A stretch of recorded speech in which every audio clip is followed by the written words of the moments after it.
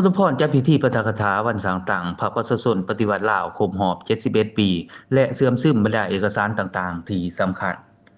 วันที่19มีนาปี2026ที่ผ่านมานี้ตอนเช้าอยู่ที่สโมสรใหญ่เมืองปทุมพรแขวงจำปาสักและจัดพิธีปาฐกถาวันสร้างตั้งพระประชาชนปฏิวัติลาวครบรอบ71ปีและเสื่อมซึมบรรดาเอกสารต่างๆสำคัญของพรรคโดยการให้เกียรติเป็นประธานของสหายสมจิตแพงสวัสดิ์กรรมการพรรคแขวงเลขาคณะบริหารงานพรรคเมืองปทุมพรมีบรรดาสหายรองเลขาพรรคเมืองคณะประจำพรรคเมืองกรรมการพรรคเมืองเลขาคณะพหฐานเลขาหน่วยพรรคสมาชิกพรรคกำลังปกสปกสตลอดฮอดพนักงานรัฐกรทั้งหมดเข้าร่วมอย่างพร้อมเพรียงในพิธีสหายสมจิตแพงสวัสดิ์กรรมการพรรคแขวงเลขาคณะบริหารงานพรรคเมืองได้ให้เกียรติปาฐกถาวันสร้างตั้งพรรคประชาชนปฏิวัติลาวครบรอบ71ปี22มีนาปี1955หา22มีนาปี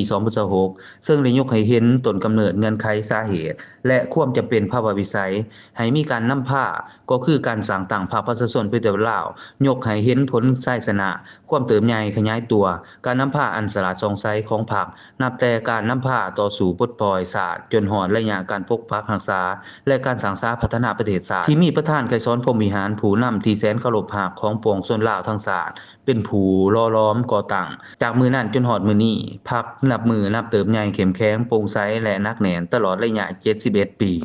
จากนั้นบรรดาสหายการนำของเมืองก็ได้ขึ้นเผยแพร่บรรดาเอกสารสำคัญของพรรคประกอบมี 1. แผนพัฒนาเศรษฐกิจสังคมแห่งชาติ5ปีครั้งที่10ปี2026หา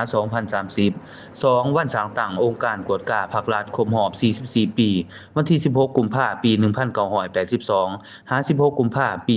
2026และวันต้านการเสาราชบังหลวงสากลครบรอบ23ปี 3. คำสั่งฉบับเลขที่40นย.ลงวันที่13มีนาปี2026ว่าโดยการเพิ่มทวีและแก้ไขปัญหาผลกระทบจากราคาน้ำมันเชื้อไฟ 4. มติกองประชุมใหญ่ผู้แทนทั่วประเทศครั้งที่12ของศูนย์กลางพรรคทั้งนี้ก็เพื่อให้คณะพรรคแต่ละขันสมาชิกพรรคทุกสหายกำแหน่งอย่างเลิศเซิงและนำไปจัดตั้งปฏิบัติให้เกิดผลเป็นจริง